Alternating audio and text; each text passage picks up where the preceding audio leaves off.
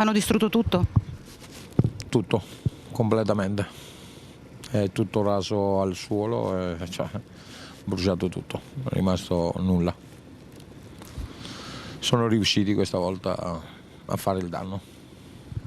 Paura, rabbia, è stremato Giovanni Cutillo, titolare delle 2 pizzerie colpite nella notte dagli attentati incendiari. Ma viene da pensare a una ritorsione di stampo mafioso. Beh, a questo punto penso proprio di sì. Penso proprio che ci sia qualcosa, una mano così, non penso che non possa essere stampo mafioso, anche perché hanno dato fuoco a tutto il locale, quindi... Ha mai ricevuto intimidazioni? Mai ricevuto qualche avvertimento anomalo? No, assolutamente, mai, mai ricevuto minacce dirette o cose, cioè, mai, mai.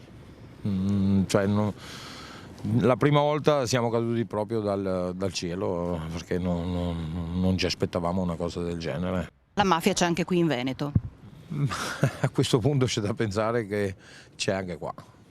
Qualcosina c'è perché sicuramente, non so, penso che uno si sveglia la mattina e dice vado a dar fuoco al ristorante da Cuti. Quella pizzeria. Quindi qualcosina c'è sicuramente.